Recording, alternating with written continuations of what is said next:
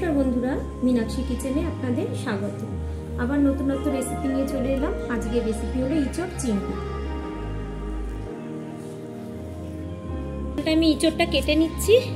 এই যে ইঁচড়টা এবার আমি এরকম পিস পিস পিস পিস করে কেটে নেবো। ইঁচড়টা বাজার থেকে ছাড়িয়ে নিয়ে এসছে, আপনারাও এরকম করে ছাড়িয়ে নিয়ে আসবেন। এবার আমি এরকম করে ইঁচড়টাকে এরকম পিস পিস করে কেটে নেব।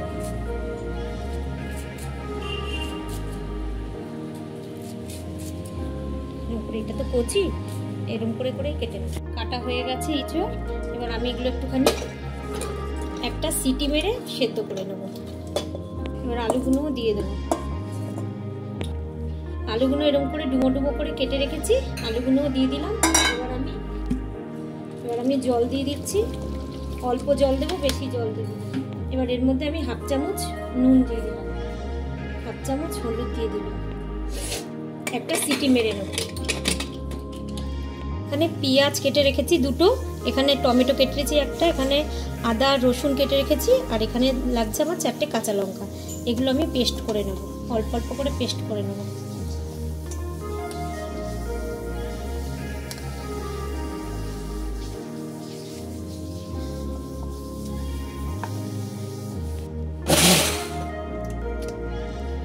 পেস্ট হয়ে গেছে। এবার এর মধ্যে আমি ছোলাগুলোও দিয়ে দিচ্ছি। এবার আমি ঢাকাটা লাগিয়ে দিলাম। চিংড়ি মাছ নিয়ে নিচ্ছি। চিংড়ি মাছে আমি নুন হলুদ মাখিয়ে নিচ্ছি। বড় বড় চিংড়ি নিয়ে নিচ্ছি। এবার কড়াইয়ে আমি তেল দিয়ে দিয়েছি, সর্ষের তেল।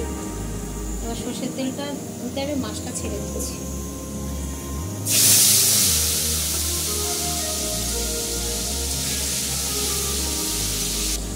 চিংড়ি মাছের মধ্যে এবার আমি গোটা গরম মশলা দিয়ে দিচ্ছি, 3টে তেজপাতা দিয়ে দিচ্ছি, আর দিচ্ছি আমি হাফ চামচ সাদা জিরে। এবার আমি ভালো করে মাছটাকে ভেজে নিচ্ছি। মাছটা ভাজা হয়ে গেছে, আমি এবার বাটা মশলাটা পুরো দিয়ে দিচ্ছি।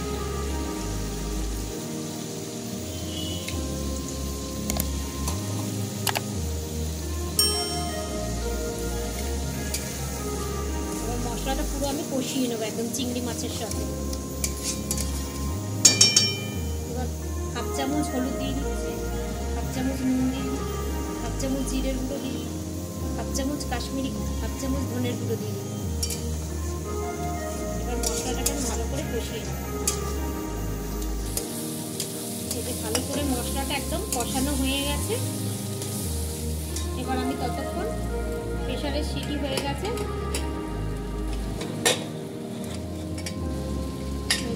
মোটামুটি সেদ্ধ হয়ে গেছে এগুলো। এবার আমি এটা এর মধ্যে দেব। এর মধ্যে আমি হাফ চামচ চিনি দিয়ে দিচ্ছি। আপনারা চাইলে দিতেও পারেন, না দিতে পারেন, অসুবিধা নেই। মশলাটা কষানো হয়ে গেছে ভালো। এবার আমি এর মধ্যে দিয়ে দিচ্ছি।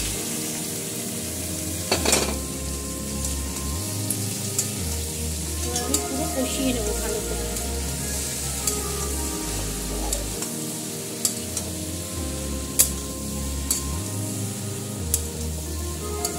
3 থেকে 4 মিনিট কষিয়ে নেব। এবার কষানো হয়ে গেছে, এবার আমি জল দিচ্ছি। বেশি জল দেব না।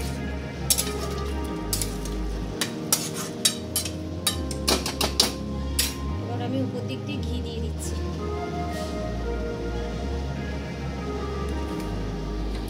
এবার শাহি গরম মশলা,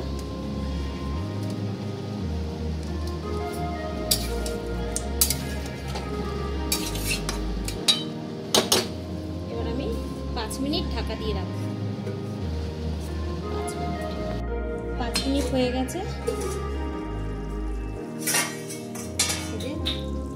ফুটে গেছে। এবার আমি সার্ভ করে দেবো।